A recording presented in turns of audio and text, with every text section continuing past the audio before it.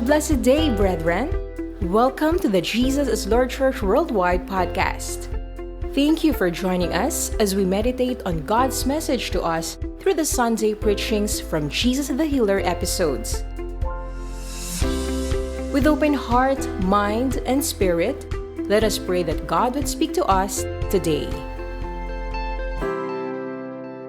So ngayong umaga, ang akin hong panalangin ay muli po ay makilala natin ang ating Diyos na tunay, makilala. At pangalawa ay mamangha kung sino po ang Diyos na ating pinaglilingkuran. Upang sa bawat araw, sa bawat hakbang ng ating buhay, ay mas matutunan po natin siya ay higit pang pagtiwalaan. Basahin po natin ang Psalm 77:13 and 14. Sabay-sabay po tayo ho. 1, 2, 3 and go. Okay? Is there any God as mighty as you? You are the God of great wonders. You demonstrate your awesome power among the nations. Ang sarap-sarap pong banggitin nung 14, You are the God of great wonders. Ang title po ng ating pag-uusapan ay The God of Great Wonders. Sa umaga pong ito, muli nating kilalanin ang Diyos na kamangha-mangha. Sa pamamagitan po ng tatlong kamangha-manghang bagay patungkol sa Diyos na yan. Umpisahan po natin, number 1, the great wonder of God's infinite power. Sabihin po natin, infinite power. Talagang iyan po ay kamangha-mangha. God is omnipotent. Alam natin yan, ang ibig sabihin, God is all-powerful. Ang Diyos po ang pinakamakapangyarihan sa lahat. Siguro ang tanong, how can we fully explain the infinite power of God? And it would be impossible, even absurd, to capture His greatness with limited words. Imposible. Kaya ang pwedeng gawin, we can only point to glimpses of His power. So magbigay po ako ng ilang sulyap, 3 lang po. The great wonder of God's infinite power. Yung una po, i-discuss natin sa point number 1, the testimonies of Scripture. Ang Biblia po ay hayag na grabe ang kapangyarihan ng Diyos. Pangalawa, the beauty of creation. O kaya God's artistry on display. Ikatlo, the mastery of the human body. Yan ay God's intricate design. Makikita rin po ang kamangha-manghang power o kapangyarihan ng Diyos. Pisahan po natin letter A. The testimonies of Scripture. Hayag ang kapangyarihan ng Diyos sa Biblia. Napakaganda po ng Isaiah 66:1. Heaven is my throne and the earth is my footstool. That's how big our God is. Ilang theologians ang nagsabi, a throne is a symbol of power, authority, and kingship. Therefore, yan pong verse na yan shows that God is the supreme ruler of the entire universe. Dagdagan ho natin, Psalm 24:1, expression po ito of God's infinite power. The earth is the Lord's and everything in it.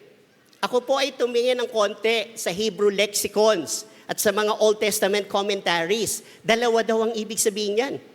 Una, ang buong daigdig ay Kanya. Sapat na daw po yun para tayo ay lumuhod At pangalawa, lahat ng nakikita, lahat sa buong mundo, all creatures, resources, inhabitants, Kanya po lahat. Dagdagan pa ho natin, 1 Kings 8:27. Ito po it expresses the infinite, uncontainable nature of God. Behold, heaven and the highest heaven cannot contain you. Hindi kayang i-contain ng buong kalawakan ang kalakihan ng ating Diyos na sinasamba. Tingnan niyo pa po, Isaiah 40:25-26. Maganda yung mga tanong na to nakakabuhay ng damdamin. To whom will you compare me? Or who is my equal, says the Holy One. Lift up your eyes and look to the heavens. Who created all these? He who brings out the starry host one by one and calls forth each of them by name. Because of His great power and mighty strength, not one of them is missing. Sabi po ng mga scientists, stars, ang mga tala, ang mga bituin, stars are numberless. Pero ang sabi dito, binibilang niya ang mga hindi kayang bilanging mga tala and calls them each by name. Tapos ang sinabi ay, not one of them is missing. There's no one like Him po. God is incomparable. Pag Biblia, ang pinag-usapan, lalakas ho talaga tayo eh. Ang Hebrews 1:3, He sustains all things by His powerful word. Ibig sabihin, Jesus keeps all creation moving. Pero can you imagine po, He's got the whole world in His hands. Grabe. Si A.W. Tozer, isang American pastor, author, and theologian, since He, God, He has at His command all the power in the universe. The Lord God, omnipotent, can do anything as easily as anything else without effort. Kung kayo ho ay may mga suliranin problema, gaano man kabigat yan, may sagot ang Biblia. Sabi ho ng isang author, do not deprive God of His divinity. Let God be God.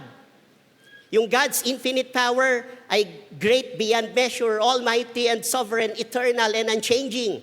Ang unang verse, na verse sa Biblia, reveals the reality of God's mind-blowing power. Unang verse pa lang. Ang sabi, in the beginning, God created the heavens and the earth. Ang verse po na yan, unang makikita, unang masusulyapan, meets every human need. Tingnan nyo kung gaano katindi ng Biblia. Dagdagan natin, hindi lang ang scriptures, ang sacred scriptures, the beauty of creation. Yung Job 26:7-14. God stretches the northern sky over empty space and hangs the earth on nothing. Diyan pa lang po, tapos na ang boxing, kumbaga. Ang mundo ay nailagay sa kawalan. He wraps the rain in His thick clouds, and the clouds don't burst with the weight. He covers the face of the moon, shrouding it with His clouds. But wait, there's more. He created the horizon when He separated the waters. He set the boundary between day and night. The foundations of heaven tremble. They shudder at His rebuke. And then, 12:13, by the power the sea grew calm. By His skill, He crushed the great sea monster. His spirit made the heavens beautiful, and His power pierced the gliding serpent. Brace yourselves. Hindi pa tapos eh. These are just the beginning of all that He does. Merely a whisper of His power. Who then can comprehend the thunder of His power? Lahat ng binasa natin, bulong lang ng kanyang wagas na kapangyarihan. O tingnan niyo ho ito. Ito po ay historic record. Pakinggan niyo, mabilis lang. The crew of NASA's Artemis 2 mission has set a new record for the farthest distance any human has ever traveled from Earth. On April 6, 2026, kamakailan lang, during a trip around the moon, they went about 252,750 miles. That is equivalent to 406,000 kilometers away from home. This is farther than the Apollo 13 astronauts went in 1970. They traveled about 4,100 miles o kaya 6,000 kilometers farther than Apollo 13, breaking a record that stood for more than 50 years. Malayong-malayo na po ang narating na tao palayo sa mundo po natin. Pero in terms of the universe, hindi pa daw po tayo nakakalabas sa ating cosmic neighborhood. Yung mga nagpunta po doon ay tinanong, kung isa-summarize nyo ang inyong mga karanasan, experiences in one word, what would it be? At sabi nila, humility. Nanliit sila sa kalakihan ng kalawakan. Alam nyo, ang sabi ng mga science books, ang observable universe is about 93 billion light years across. Kung hindi ba naman tayo manliit sa kalakihan ng Diyos sa mga bagay na nakikita, hindi lang sa Biblia. Para mas maintindihan po natin, very quickly, tingnan nyo ho itong mga mind-blowing examples natin. If the earth were 1 degree closer to the sun, we'd burn. If the earth were 1 degree farther, we'd be frozen as ice. If the moon were any closer or larger, the tides would destroy the coastlines. But if the moon were a bit farther or smaller, oceans would die from lack of nutrient movement. If Earth's gravity were stronger, the air would be full of ammonia and methane, making it hard to breathe. If it were weaker, there wouldn't be enough water for us to live. Imaginein ho ninyo, yung mga, yung perfect conditions na yan are no accident. Kaya imposible, napakasarap isigaw, imposible na ang mundo ay nalikha ng isang mindless creator. Meron pong intelligent creator talaga. May isang Diyos na nagdisenyo ng metikulosong universe. Palakpakan nga po natin na ating Diyos. Kaya napakahirap po kung tayo ay magsasabi natin, wala, lahat yan tsamba lang. Yung perfect design na yan ay tsamba sa isang pangungusap na iyan ay may perfectong design sapagkat merong perfect designer. Testimonies of Scripture, the beauty of creation. Mas maging personal ho tayo. Yung pangatlo, the mastery of the human body. Isang American pioneer of survey sampling techniques, George Gallup, ito ang sinabi niya, I could prove God statistically. Ano kayang statistics ang sinasabi niya? Just take the human body alone. The chance that all the functions of the individual would just happen is a statistical monstrosity. And so, the complexity of what we are physically and who we are spiritually, emotionally, and intellectually give us material evidence of the reality of this great designer. Ang katawan natin, bawat himaymay at bahagi, buto, laman, ay nangungusap, handyan ang fingerprints of God. Umpisa natin sa brain. Grabe po ang pagkakalikha sa ating utak. Kaya may intelligent designer Thought powerhouse, 20,000 thoughts every day. Tingnan nyo ho, complex network, 100 billion neurons working together make you who you are. Hindi kayang gawin ng siyensya ang pambihirang utak na nailagay sa tao. Yung heart, tingnan nyo po, unstoppable engine, beating 100,000 times a day without pause. Tapos life-giving power, pumping 2,000 gallons through 100,000 miles of vessels, sustains every part of the body, fueling life itself. Grabe po ka-hardworking ng inyong puso. Napakaganda ng pagkakalikha. Dagdagan pa natin, circulatory system. Today, your body produces up to 3 million red blood cells bawat segundo, each second. That's almost 260 billion red blood cells for the day, delivering precious oxygen to all your body cells. Ang bawat bahagi ng ating katawan ay marka ng ating Diyos. Si Haring David po, si David, sa Psalm 139, pag binasa ho ninyo mula verse 1, nalulunod ho siya sa kalakihan ng Diyos, sa power, the infinite power of God. Kamangha-mangha na sa dulo, iba na ang sinabi niya. Mula sa universe, napunta ho siya sa kanyang sarili. Tingnan niyo ang 13 and 14. For you created my inmost being. Napaka-sweet nito You knit me together in my mother's womb.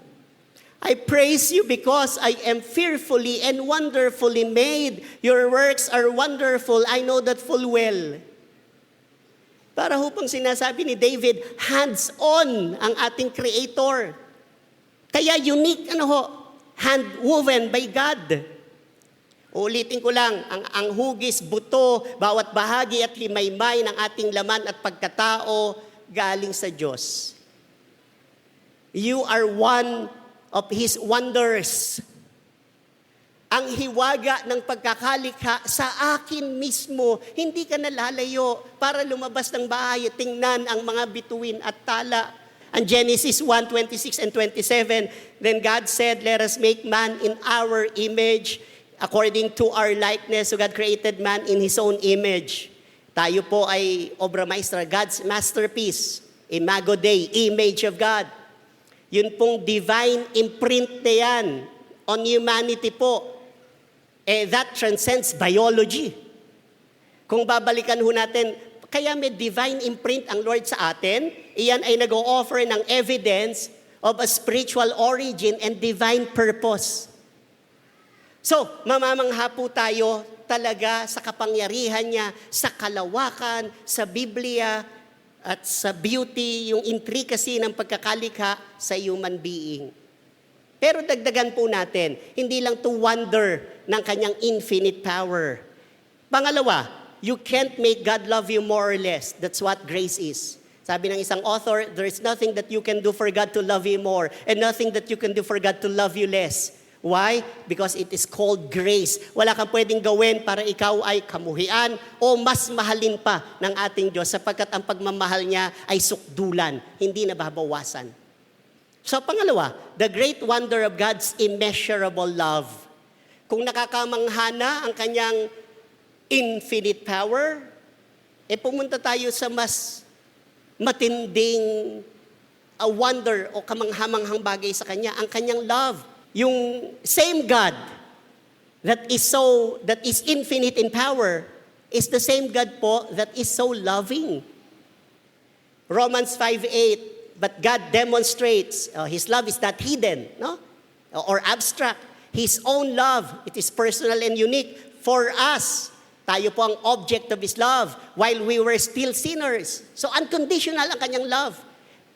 Niyakap niya tayo sa ating worst condition, babaho, pangit, doon tayo minahal. Christ died for us. That's the ultimate act of sacrificial love. Ibanggaho ninyo na yung Diyos na yon, sa panahon na tayo ay bulok, sa panahon na tayo ay pangit, at hindi nagbibigay ng ganda sa kanyang buhay, namatay siya para sa atin. Immeasurable love.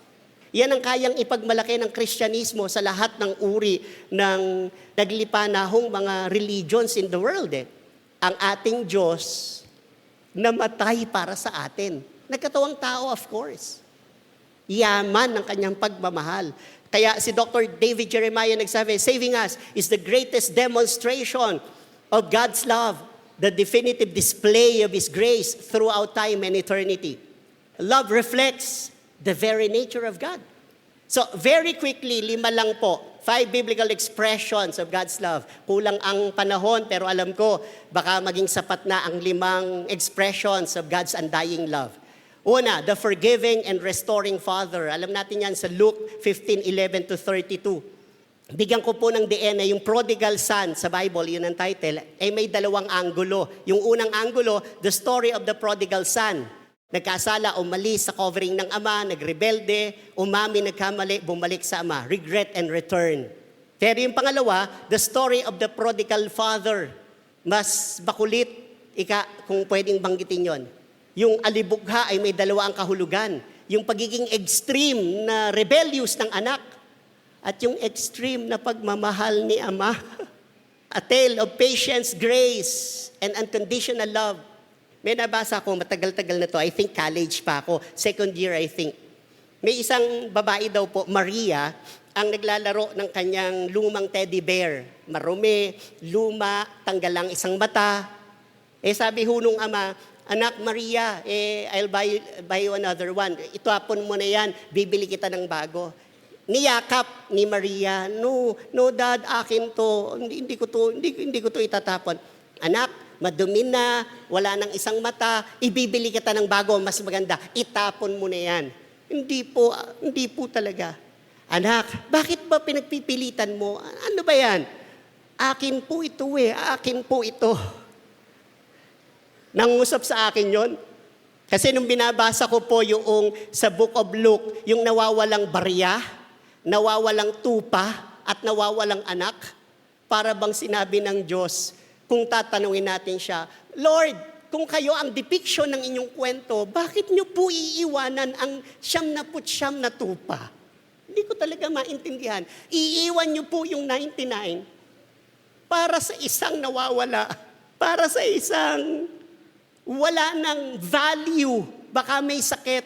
Bakit hahalughugin mo ang buong bahay sa isang bariyang nawawala?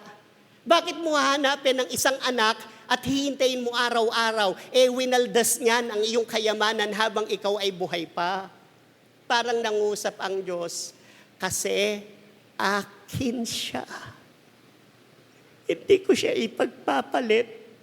Kung hindi na niya alam paano bumalik sa aming tahanan, lalabas ako, hahanapin ko siya, akin siya. A compassionate healer, Mark 1. A man with leprosy came to him, begged him on his knees, if you are willing, you can make me clean. May leprosy, may ketong. Jesus was indignant. He reached out his hand and touched the man. Yun lang, nakakaiyak na eh. Bakit? Hindi nga hinihipo at hinahawakan ang mga leprous men and women, unclean. Bago pa siya magsalita, niyakap na niya ang madumi. He reached out his hand and touched the man before even saying any word. Sabi niya, after noon, I am willing. He said, be clean. Actually, pag re-release niya ng be clean, hindi niya inuna yun eh. Ang inuna niya, pagmamahal before power eh. Yakap muna at pagtanggap bago ang display of his power. Are you with me? Immediately, the leprosy left him and he was cleaned.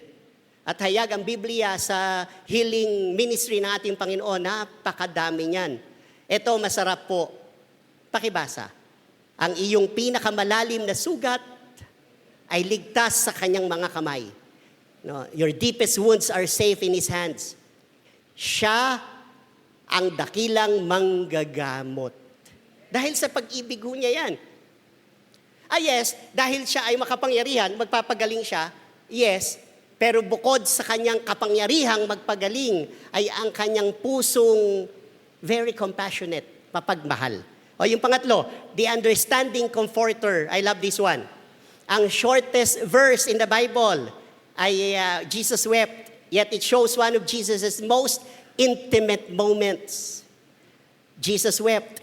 Ang ibig sabihin, He sees your pain. He understands your heart. Naintindihan ho niya ang inyong puso, ang inyong damdamin. At alam niya paano niya tayo pasiglahin. Ang sabi natin, understanding comforter. Therefore, alam po niya ang inyong pagluha. Alam niya ang inyong confusions, ang inyong takot, ang inyong pangamba. Alam niya na on the verge ka na of parang hindi ko na to kaya, susuko na ako. Alam niya ang inyong kawalan. Pero ang comfort po niya walang kapalit. Ang kanyang comfort hindi transactional. Ang comfort po niya totoo at wagas. Are you with me? O yung pang-apat, the caring provider. Ang ganda-ganda ng Matthew 6:26 po. Look at the birds of the air. They do not sow or reap or store away in barns. Maraming ibon sa panahon nun. And yet, your heavenly Father feeds them. Wonder nga naman yun. Are you not much more valuable than they? Dalawang bagay, God cares for you. Una, He provides even when you don't understand. Paano iintindihin na ang mga ibon ay nakakakain nga naman? Paano nakakadiskarte? Mahirap intindihin. Ang ibig sabihin ng Diyos, hindi mo kaya minsan, may paraan ang Diyos to bless you. Higit sa iyong diskarte. Pero ang dulo niyan, are you not much more valuable than they? Ibig sabihin, are you worth more than all creation? You are. Ikaw ay higit sa lahat. O yung dulo na po, number 5, pagdating sa immeasurable love. The dying Savior. John 3:16, alam natin, the ultimate expression, He gave His Son. Pero not just to save you, but to love you forever. Isang manunulat ang nagsabi ng ganito para i-capture ang yaman ng kanyang pagmamahal. Makinig ho kayo. The cross was not just a sacrifice. It was a declaration. You are worth it. Ang pagmamahal ng Diyos na na-display niya sa pagliligtas ay hindi lang sakripisyo. Iyon ay deklarasyon na nagsasabing lahat ng sinasapit ko, ikaw, you are worth it.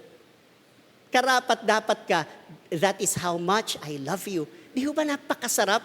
Napakasarap damhin ang wagas na pagmamahal ng Diyos. Para ho, makita natin ang whole picture po. Yung una ay infinite power, pangalawa, immeasurable love, Pumunta ho tayo sa most personal wonder of all. God is near. Ayun ang pangatlo. The great wonder of God's immanent presence. Sa isang salita, at sinabi rin sa Bible, God is with us. Ano ang naitudulot noong katotohanan na ang Diyos ay malapit sa atin? Ang sabi ng isang survey ay ganito, Christianity Today ho yan. 82% of believers say their faith was strengthened not in moments of success, but in moments when they felt God's presence during trials. Kaninang madaling araw, ewan ko ba, habang nag-aayos po ako, bigla ko lang pong naisip nung ako ay nasa children ministry. Ang sabi po ng mga teachers ay, awitin natin, the love of Jesus. Ano ngayon? Sweet and marvelous. Tapos yung pinaka-chorus, higher than the mountains, deeper than the oceans, wider than the universe. Wala naman lahat sa akin yun eh. Yun ay display of His power. Pero pag sinabi mong sweet and marvelous, marahil yung song ay nagsasabi ng yung kamangha-manghang Diyos na yan, nagtsatsaga na samahan ka. Sweet and marvelous. Ang theologians ang tawag dyan, the immanence of God. He is intimately involved in all the details of our lives. Tingnan nyo ho, yung point number 1 is about power. Yung point number 2 is about love. Okay, ano ho yung point number 1? Power. So kung ako ngayon ay gagawa ng outline, 1, power. 2, love. Alam niyo yung 3? Say your name. Yung 3 po ay Shirley. Ganon. Yung 3 ay Bobot. Una, diniscuss natin ang nakakagimbal at kamanghamang kapangyarihan niya sa iba't ibang aspeto. Pangalawa, yung nakakagimbal na kanyang pagmamahal. Pero yung ikatlo, ang kanyang pagsama sa bawat isa po sa atin, kung sino man po tayo. Dalawa na lang po, mabilis lang na key verses. Ano ho? Yung God's unfailing nearness in our brokenness. Napansin niyo ho ba na marami namang tao sa kapaligiran nyo sa panahon ng inyong tugatog ng tagumpay? Naku, ang sarap ng bate ng mga tao sa inyo. Pero pag ikaw ay broken, unti-unti sila po ay lalayo. Pero ang Panginoon may unfailing nearness in our brokenness. Ang sabi po ng Psalm 34:18, the Lord is close to the brokenhearted and saves those who are crushed in spirit. So God's presence is most real when you feel most alone. Your brokenness is a place where His love shines brightest. Makinig ho kayo, ang ganda-ganda ng kwentong ito. Sa India ay meron daw pong isang water bearer. Ito pong water bearer na to, meron siyang inilalagay niya yung kanyang pansalok sa kanyang batok, right? May dalawang malaking palayok o pots, isa sa kaliwa, isa sa kanan. So just try to imagine, nilalagyan niya ng tubig yon. At mula ho sa balon, papunta po sa kaharian ng mahal na hari, araw-araw, dinadala niya yon. Okay. Yung nasa kaliwa, perfect ang hugis. Puno lagi ng tubig. Yung nasa kanan, may crack, may lamat, may basag. Therefore, hindi napupuno ng tubig. Yung perfect pot na nasa kaliwa, nako, mayabang sa kanyang hugis, sa kanyang accomplishments, sa kanyang calling. Yung nasa kanan na may crack, tahimik lang sa kanyang ginagawa. Matapos ang 2 taon na araw-araw, yung water bearer ay nagdadala ng tubig sa kaharian, yung may basag ay nagsalita. Pasensya na po kayo. Hindi po ako gaanong nakakatulong. Kalahati na lang po ng tubig ang nadadala nyo sa kaharian, sa palasyo. Kasi po marami kong basag. Pasensya na po. Nangiti yung water bearer, nangiti. At nagkwento. Anak, hindi mo napansin na nagtanim ako ng halaman sa right side of the road? At yung halaman na yon, araw-araw mo anak na dinidiligan. Lumago, gumanda. Alam mo ba, pinipitas ko yon once a week. Nilalagay ko sa hapagkainan ng mahal na hari. Inilalagay ko sa throne room of the king. At gusto kong malaman mo, Napapasaya mo ang mahal na hari sa gitna ng katotohanang may basag ka. Marahil hindi tayo kumpleto pagka minsan at meron tayong depekto, pero kung tayo ay patuloy na magpapagamit sa Panginoon, ang kalapitan po niya ay mararanasan natin maging sa punto ng ating pagluha.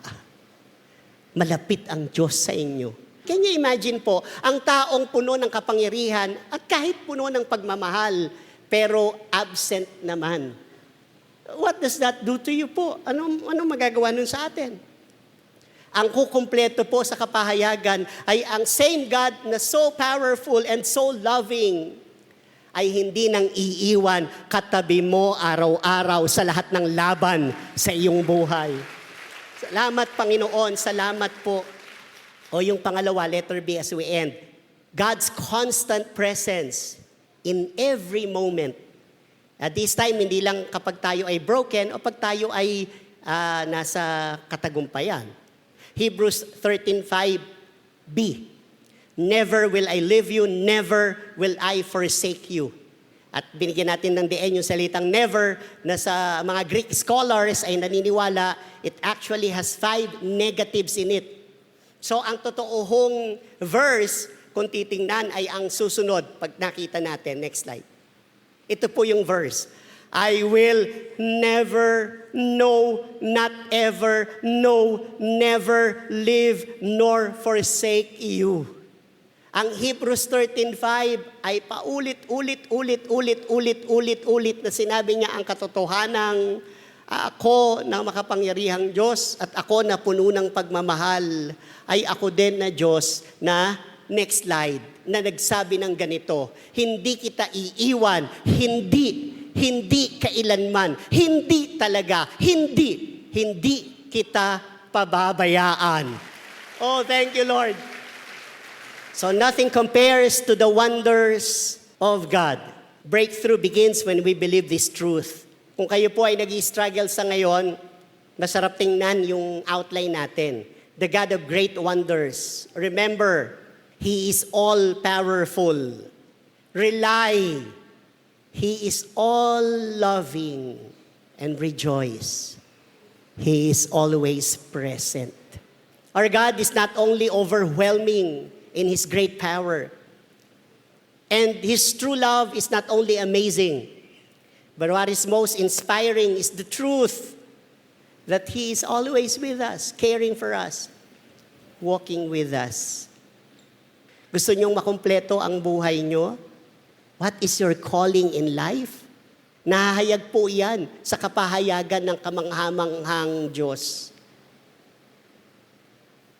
To be loved and to love God. Mahalin po natin ang Diyos. Hindi sayang. Dahil ang Diyos, binalutan tayo ng kanyang pagmamahal. And I end. Yun lang po. Bakit binalutan? Sige nga po. Pag Biblia, mula umpisa hanggang sa dulo, puno ng kanyang pagmamahal, kapangyarihan, pagsama. Pag dumilat, ang lahat ng bagay ay nagsasabi ng, bakit ba may bituin, bakit ba umuulan? Lahat ng yan, pagmamahal ko sa iyo. Pag ikaw ay pumikit, ang tibok ng puso mo ay dahil sa Diyos pa rin. Pag ikaw ay lumayo, hahanapin ka ng kanyang pagmamahal. Sana magising tayo isang araw sa katotohanan ang kaya na lang natin sabihin ay, Lord, nabubuhay din po ako to love you. Thank you for loving me.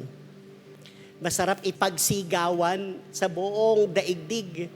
Hindi naman ho yan malalim na pag-aaral sa Biblia. Yan ang ika nga ho, pag naguguluhan ka sa maraming magulong bagay sa mundo, go back to the simplicity of the gospel. What does that mean? Go back to the truth that God loves you.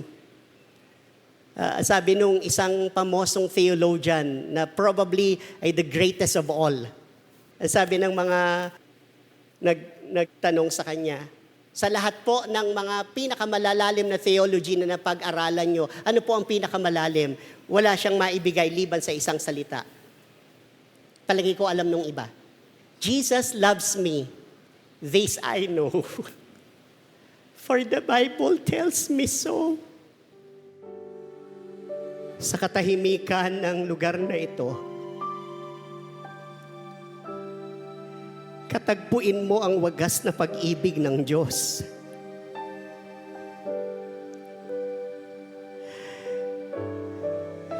Grabe, salamat po sa inyong mayamang habag at biyaya.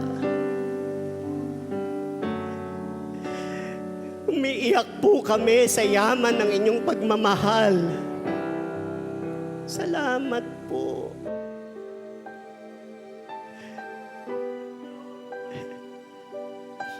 Balikan mo ang iyong buhay. Nahamon kita.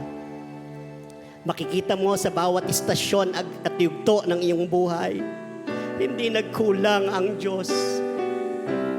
Sinamahan ka niya sa panahon na ikaw ay nakaluhod. Sinamahan ka niya sa panahon na ikay umiiyak dahil ikay may sakit at karamdaman. Sinamahan ka niya nung ikaw ay nagdarasal sa gilid ng iyong kwarto. Ang hindi mo naiintindihan ang yakap niya sa iyo araw-araw. Nalulunod po kami sa yaman ng inyong pagmamahal. Parang laging kulang ang kaya po naming gawin. Patuloy po kayong nagpapagaling. Patuloy po kayong nagliligtas. Patuloy po kayong nagmamahal. Maaari po bang kung gusto nyong itaas ang pinakamataas ang inyong kamay, kung gusto nyong ilagay sa inyong damdamin, inaanyayahan ko po kayo, church. Ang bawat isa ay welcome sa trono ng ating Panginoon. Stay in the presence of God. There is no revival unless we dwell in the presence of God. No one can ever produce the presence of God except God. Mamangha ka sa kanyang kapangyarihan, magsumbong ka sa kanyang harapan. Go ahead please, 1 more minute. Oh, hallelujah. Shakara Rabashanda. Presence of the Lord is touching you today. Oh, hinahawakan niya ang balikat ng mga nanghihina. Habang buhay ka, mamahalin, papupurihan, at sasambahin, anong pagsuko. Pwede bang gawin nating pangako? Nating lahat ng GIN, tayo lahat. Sige nga po, minsan pa. This is our promise, Lord. Habang buhay. Mamahalin, papupurihan, at sasambahin, anong pagsubok man sa hidup. Last time. Ika'y mahal. Oh, we love you, Lord. Habang buhay ka, mamahalin, ako, Panginoon, ang pinakamalalim na pagsamba mula sa iyong mga pagsubok man sa hidup ating Diyos, ika'y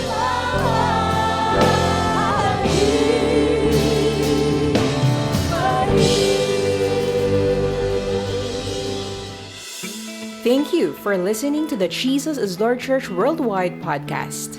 Please subscribe to this podcast so you won't miss a single episode. To know more about the Jael Ministry, please visit jaelworldwide.org. Until next time, God greatly bless you.